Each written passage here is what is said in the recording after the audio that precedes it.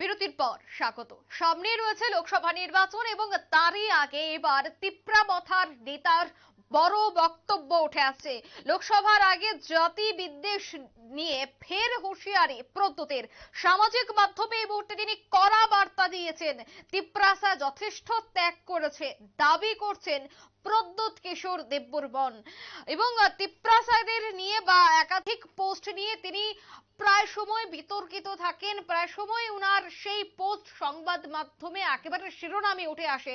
আবারও আজ উনার সেই পোস্ট অর্থাৎ তিনি বলতে চেয়েছেন যে তিপ্রাসার যথেষ্ট ত্যাগ রয়েছে, তিপ্রাসারা যথেষ্ট ত্যাগ করেছেন। ঠিক এই পোস্ট তিনি এই মুহূর্তে সোশ্যাল মিডিয়ায় শেয়ার করেছেন, সামাজিক মাধ্যমে কড়া বার্তা দিয়েছেন। সেই বিষয়টা নিয়ে আমি বিস্তারিত জানবো। টেলিফোন লাইনে রয়েছে নিউজ ভ্যানগার্ড প্রতিনিধি আদিত্য রায়। আদিত্য, লোকসভার আগে একেবারে জাতি বিদ্বেষ নিয়ে ফের হুঁশিয়ারি দিতে দেখা গেল প্রদ্যুৎ কিশোর দেববর্মনকে। কি বলবে? নির্বাচনের আগে আবারও ল্যামলাইটে আসছেন এবং এই বার্তা রাখছেন, কি বলবে? একদম অঙ্কিতা, যে কথাটা তুমি বললে এই মুহূর্তে, যে লাইমলাইট একটা শব্দ তুমি ব্যবহার করলে, অবশ্যই এটাই কিন্তু রাজনৈতিক বিশ্লেষকরা যারা মনে মনে রয়েছেন এই মুহূর্তে তারা কিন্তু সেটাই মনে করছেন।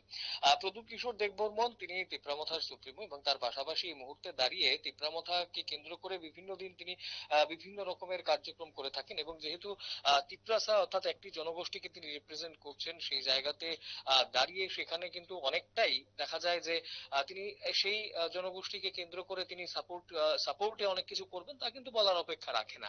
এবং এই বিষয়টাকে কেন্দ্র করে এই মুহূর্তে সামনেই রয়েছে নির্বাচন এবং সামনেই নির্বাচনকে কেন্দ্র করে কিন্তু আবারও লাইমলাইটে আসার একটা প্রচেষ্টা অবশ্যই রয়েছে। এবং এই যে তুমি গোটা বিষয়টা তুমি বললে যে এডিসি তে 1 ইঞ্চি জমিও ছেড়ে দেওয়া হবে না এবং এই তাকে কেন্দ্র করেই তীব্র হুঁশিয়ারি দিয়েছেন প্রদ্যুৎ কিশোর দেববর্মন, তার যে গোটা বিষয়টা সেটা যদি তোমাকে একটু তুলে ধরি, যে নির্মল আচার্য নামক একজন ব্যক্তি তিনি কিন্তু একটা অ্যাপ্লিকেশন করেছেন এবং এই অ্যাপ্লিকেশনটা ডিএম ওয়েস্টের কাছে করা হয়েছে, যে যাতে লেখা রয়েছে যে তার মতো এমন অনেক টিটিএডিসি এলাকাতে অনেক লোকেরা রয়েছেন, নন ট্রাইবাল যারা রয়েছেন তারা অনেকেরই তারা গৃহহীন রয়েছেন। সেই জায়গাগুলোতে তাদের জমি দেওয়ার জন্য যাতে তারা ঘর বাড়ি করতে পারেন, তার জন্য কিন্তু তিনি দাবি একটা রেখেছেন। এবং সেই অ্যাপ্লিকেশনে তিনি লিখেছেন যে with due respect and humble I would like to draw your kind attention that many non-tribals in Tripura were landless. I would like to request to give settlement to non-tribal at TTADC area, particularly at Kanchanpur, Anandanagar, Masmara, Dosda Kanchanpur, Khedachora, North Tripura district, Salenga, Saimunu, Gondachora, Laichhara, Ganganagar, Kacheri, Raimaphili, Dhalai district, Gomati district, south Tripura Badharghat, এরকম আরো বেশ কয়েকটি জায়গার নাম তিনি লিখেছেন। অর্থাৎ particular কিছু জায়গাতে যেখানে উপজাতিরা রয়েছেন তাদেরকে জায়গা দেওয়ার জন্য তিনি এই আবেদনটা করেছেন, ডিএম ওয়েস্টের কাছে অ্যাপ্লিকেশন দিয়েছেন। কিন্তু এই বিষয়টাকে কেন্দ্র করে প্রদ্যুৎ কিশোর দেববর্মন কিন্তু একটা তীব্র ভাষায় তিনি কিন্তু পোস্ট করেছেন। তিনি লিখেছেন, আমি একদম কোট আনকোট তোমাকে পড়ে শোনাচ্ছি Ankita, not 1 inch of land will be given in the 6th schedule areas. If you want to settle people, then do so elsewhere in India. Tiprasa people have given enough sacrifice. অর্থাৎ যে বিষয়টা তিনি বলতে চেয়েছেন প্রদ্যুৎ কিশোর দেববর্মন, যে 1 ইঞ্চিও জমি কিন্তু ছাড়া হবে না এডিসি এলাকাগুলোতে, এবং যদি কাউকে সেটেল করতেই হয় তাহলে ভারতবর্ষের অন্যান্য জায়গাতে করুন। তিপ্রাসাদের জায়গা অর্থাৎ যে এডিসি এলাকা রয়েছে সেই এলাকাতে কখনো কোনো জায়গা দেওয়া হবে না, এমনটা কিন্তু তীব্র ভাষায় বলেছেন প্রদ্যুৎ কিশোর দেববর্মন। এবং তিনি আরো বলেছেন যে তিপ্রাসা যারা রয়েছেন তারা অলরেডি অনেক তারা আত্মত্যাগ করে সেরেছেন এবং তার জন্য আর সেটা সম্ভব নয়, এমন ভাবেই তিনি কিন্তু বলেছেন।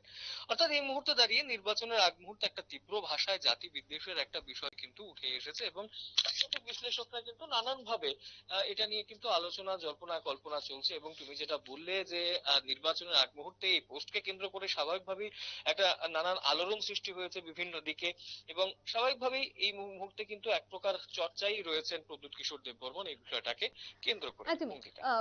আদিত্য, একটা বিষয়, আমরা যখন বিধানসভা নির্বাচন দেখেছি, তার সামনে রয়েছে লোকসভা নির্বাচন, শুধুমাত্র নির্বাচনের প্রাক মুহূর্তে প্রদ্যুৎ কিশোর দেববর্মন একেবারে তিপ্রাসাদের নিয়ে তিনি গলা ফাটান, তিনি বিভিন্ন জায়গায় সভা করেন, তিপ্রাসাদের নিয়ে উনার আবেগ দেখা যায় বিভিন্ন পোস্টে।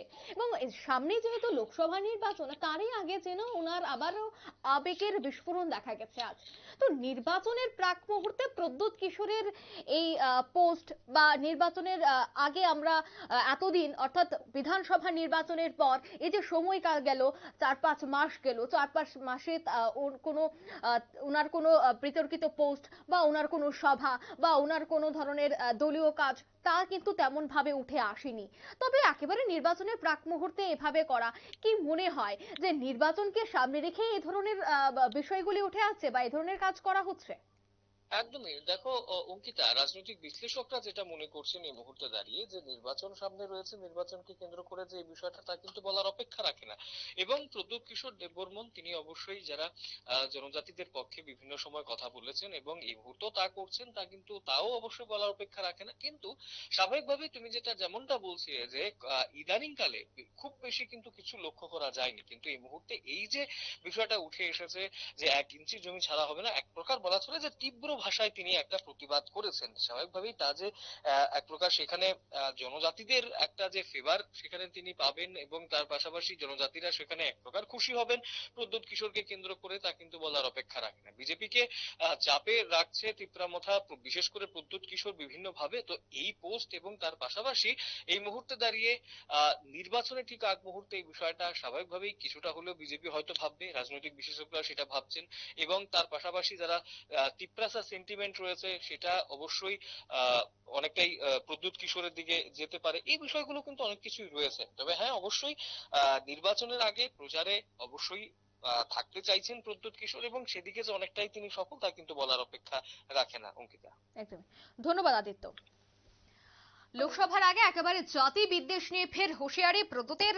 সোশ্যাল মিডিয়ায় একটি পোস্ট তিনি আজ করেছেন, সেই পোস্টকে নিয়ে রীতিমতো রাজনৈতিক মহলে জল্পনা কল্পনা শুরু হয়েছে। যাই হোক, নির্বাচন সামনে, রাজনৈতিক মহলে কিন্তু এই বিষয়গুলিকে নিয়ে এই মুহূর্তে চর্চা শুরু হয়ে গেছে। নিয়ে নিচ্ছে ছোট্ট একটি বিজ্ঞাপন বিরতির, সঙ্গে থাকুন।